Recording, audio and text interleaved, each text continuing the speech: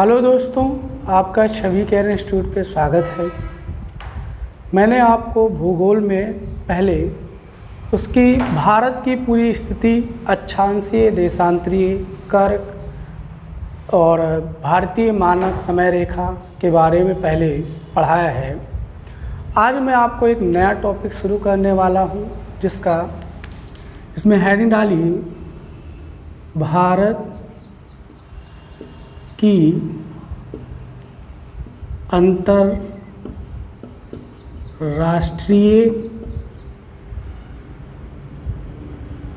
सीमा।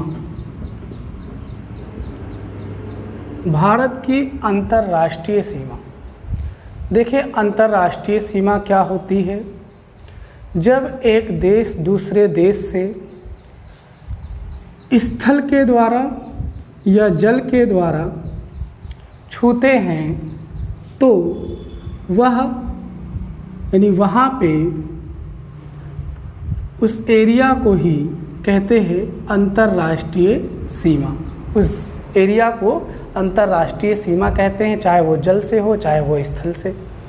यदि वो स्थल से छूते हैं तो स्थलीय अंतरराष्ट्रीय सीमा होती है। वहाँ पे सीमा का मतलब होता है लाइन, यानी क्षेत्र, यानी एक तरफ एक देश और एक तरफ एक देश होगा, इसलिए एक रेखा भी कह सकते हैं इस पे खींची जाती है, ये होता है। यदि भारत की बात करें तो भारत में दो प्रकार की अंतरराष्ट्रीय सीमा है। एक ऐसी सीमा है जो एक दूसरे देशों से स्थलों द्वारा स्पर्श करती है, और एक ऐसी सीमा है जो एक दूसरे देशों से जलीय द्वारा स्पर्श करती है।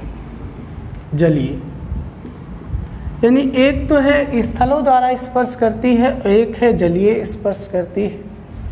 यदि हम स्थलीय सीमा की लंबाई की बात करें तो लगभग 15,200 किलोमीटर है, लेकिन यदि हम जलीय सीमा की लंबाई की बात करें तो लगभग 6100 किलोमीटर है, जिसमें यदि हम द्वीप समूहों को जोड़ लें तो यह लंबाई 7,516.6 किलोमीटर होती है। यानी हम कह सकते हैं जो स्थलीय सीमा है वो जलीय सीमा का लगभग 2 गुना है। यानी जलीय सीमा स्थलीय सीमा की लंबाई अधिक है और जलीय सीमा की लंबाई कम है, जिसमें हम आज पहले देखेंगे स्थलीय सीमा। यदि भारत की स्थलीय सीमा की बात करें तो सबसे पहले देश पाकिस्तान,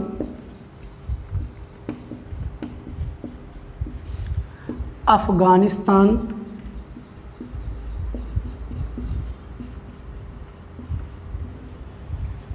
अफगानिस्तान है,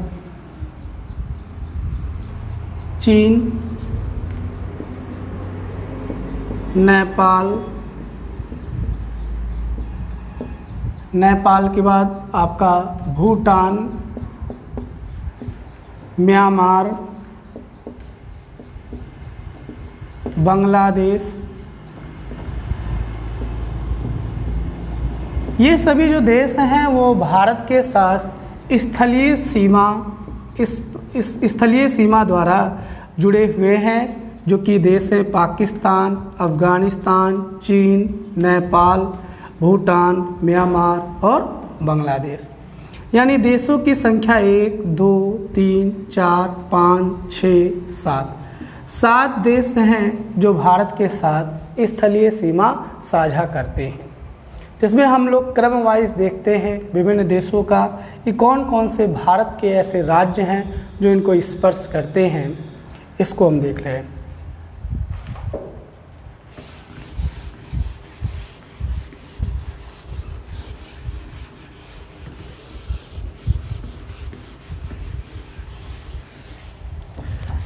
देखिए, पहला नाम आता है नेपाल।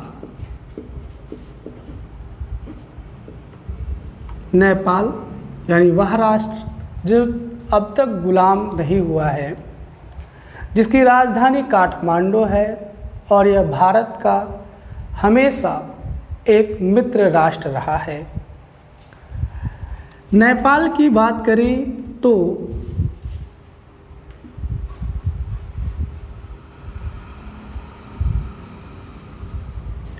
यानी उत्तराखंड, उत्तर प्रदेश, बिहार, पश्चिम बंगाल और सिक्किम, कुल मिलाकर 1751 किलोमीटर की लंबाई भारत की नेपाल के साथ साझा होती है, जिनमें राज्य उत्तराखंड, उत्तर प्रदेश, बिहार, पश्चिम बंगाल और सिक्किम जो हैं वो नेपाल के साथ स्पर्श करते हैं। यदि हमसे पूछा जाए कि यदि हमें उत्तर से दक्षिण का क्रम बताना हो या तो हम कह सकते हैं उत्तराखंड, उत्तर प्रदेश, बिहार, पश्चिम बंगाल और सिक्किम यह राज्य नेपाल के साथ सीमा साझा करते हैं। और नेपाल से भारत की कितनी सीमा साझा होती है तो 1751 किलोमीटर सीमा साझा होती है। क्या ये मित्र राष्ट्र के साथ कोई भारत का कोई विवाद है? तो हाल ही में एक विवाद चर्चा में रहा है जिसे काला पानी विवाद कहते हैं। काला पानी विवाद। देखें पहले काला पानी विवाद को काला पानी क्यों कहा जाता है। भारत और नेपाल के बीच में एक विवाद है जिसका नाम क्या है, काला पानी विवाद। ये काला पानी विवाद कैसे उत्पन्न हुआ? तो आपको पता होगा भारत पहले ब्रिटिश का गुलाम था और उनकी एक कंपनी होती थी east India company. East India company द्वारा भारत गुलाम था। तो इस कंपनी और नेपाल के बीच में 1816 ईस्वी में ही एक संधि हुई थी जिसका नाम सुगौली की संधि है। सुगौली की संधि। इस संधि में एक बात कही गई कि भारत और नेपाल की सीमा पर बहने वाली एक नदी जिसे नेपाल में काली नदी तथा भारत में उसका नाम शारदा नदी है। इस संधि के तहत कहा गया काली या शारदा नदी के एक तरफ वाला छोर नेपाल का हिस्सा होगा और दूसरी तरफ वाला छोर भारत का होगा। यानी ये जो पॉइंट्स है इस पर एक नदी बहती है यहाँ से, जिसमें एक तरफ नेपाल होगा और एक तरफ भारत होगा। यानी ये काली नदी नेपाल की और भारत में इस नदी का क्या नाम है, शारदा। तो कौन सी संधि के तहत? सुगौली की संधि के तहत 1816 में सुगौली की संधि ईस्ट इंडिया कंपनी और नेपाल के बीच हुई। इसमें यह कहा गया कि काली नदी के एक तरफ वाला एरिया नेपाल का होगा, दूसरे तरफ वाला एरिया भारत का होगा। लेकिन विवाद कब शुरू हुआ, कैसे शुरू हुआ? आपको ज्ञात होगा कि 1962 ईस्वी में भारत और चाइना के मध्य युद्ध हुआ, जिसमें चाइना ने जम्मू कश्मीर, लद्दाख, हिमाचल प्रदेश तथा अरुणाचल प्रदेश इस क्षेत्र में अपना कब्जा जमा लिया था। उस समय के नेताओं को यह डर सताने लगा, यदि यह उत्तराखंड वाले एरिया से यदि हमारे भारत में एंटर करते हैं तो वो भारत की राजधानी यानी दिल्ली तक अपना कब्जा जमा सकते हैं। यह डर सताने लगा, जिसके तहत भारत ने नेपाल के साथ एक संधि की और संधि में ये कहा कि ये जो काला पानी वाला क्षेत्र है यहाँ इससे 3 देश छूते हैं, एक तो नेपाल, एक तो भारत और एक तो चीन है। तो इस एरिया को वो हमें दे दें और हम अपनी सुरक्षा करें।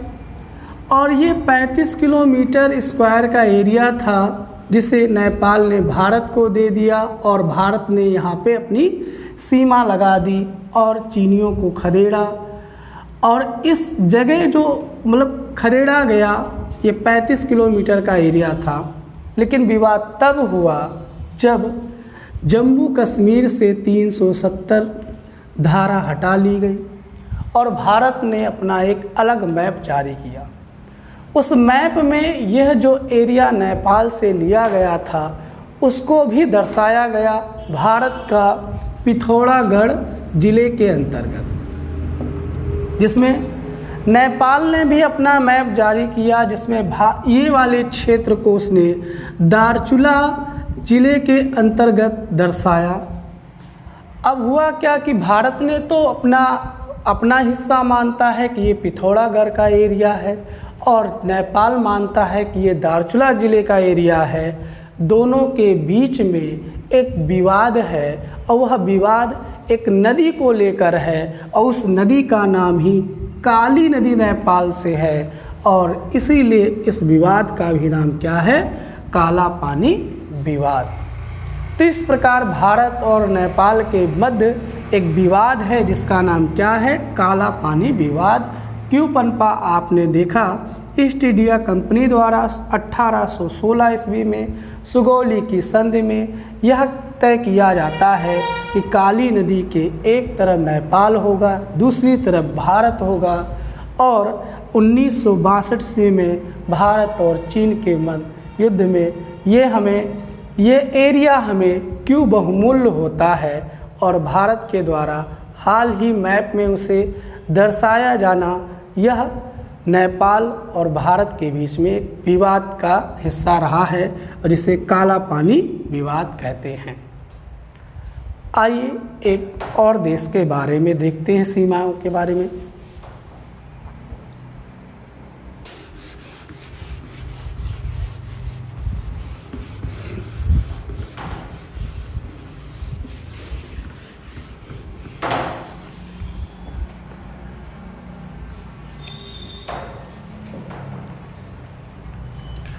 दूसरा देश है पाकिस्तान। पाकिस्तान देखते हैं भारत के साथ कौन कौन से राज्य हैं? गुजरात, राजस्थान, पंजाब, जम्मू कश्मीर। यानी गुजरात, राजस्थान, पंजाब और जम्मू कश्मीर के साथ लगभग 3,323 किलोमीटर सीमा रेखा साझा करता है। यानी भारत के साथ पाकिस्तान से कितने राज्य जुड़े हुए हैं? गुजरात, राजस्थान, पंजाब और जम्मू कश्मीर के साथ 3,300 किलोमीटर सीमा रेखा साझा करता है। इसमें कुछ सीमा रेखाएं हैं जिनके नामकरण भी हैं, उनको भी देख लेते हैं। पहली रेखा है सर या केवल रेड क्लिफ रेखा। देखिए सर रेड क्लिफ या रेड क्लिफ रेखा क्या है, मतलब ये कब बनी? तो ज्ञात होगा भारत और पाकिस्तान का जब विभाजन हुआ तो उस समय पाकिस्तान दो हिस्सों में था। एक जो वर्तमान में बांग्लादेश है वहाँ पे भी पाकिस्तान था और एक स्थान जहाँ पे पाकिस्तान है वहाँ पर भी पाकिस्तान ही था। दो हिस्सों में पाकिस्तान था। तो उस समय पंजाब और पश्चिम बंगाल में मुसलमानों की संख्या अधिक थी और इनको यानी इस हिस्से को कैसे बांटा जाए दोनों देशों में, इसलिए एक बॉर्डर कमीशन बनाया गया और उस बॉर्डर कमीशन का जो अध्यक्ष था उसी का नाम था सर सिरिल रेडक्लिफ।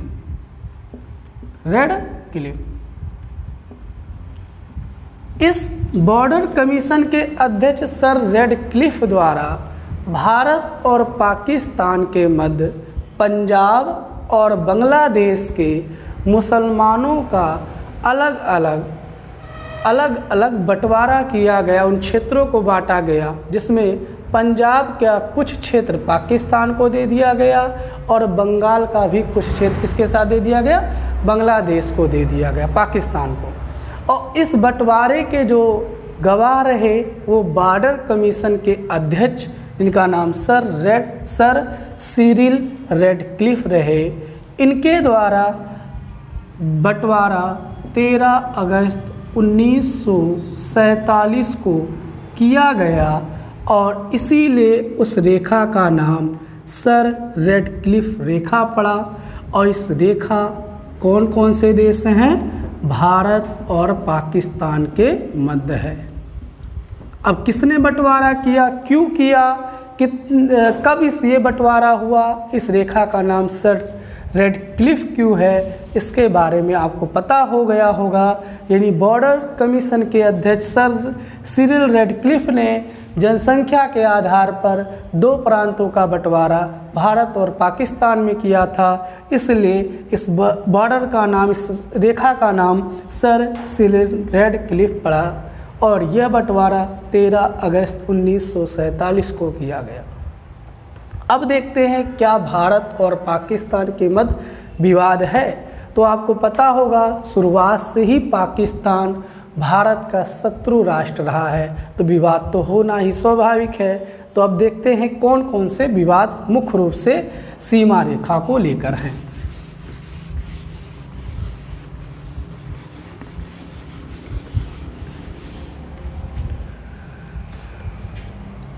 पहला विवाद है जम्मू एंड कश्मीर को लेकर।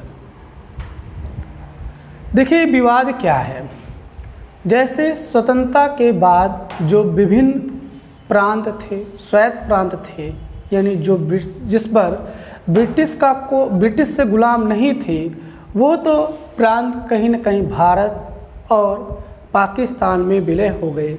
लेकिन जम्मू कश्मीर प्रांत ना भारत में ही ना पाकिस्तान में विलय नहीं हुआ। यह एक स्वतंत्र राष्ट्र बनना चाहता था जम्मू कश्मीर, ये जो भारत ना पाकिस्तान किसी में विलय नहीं हुआ।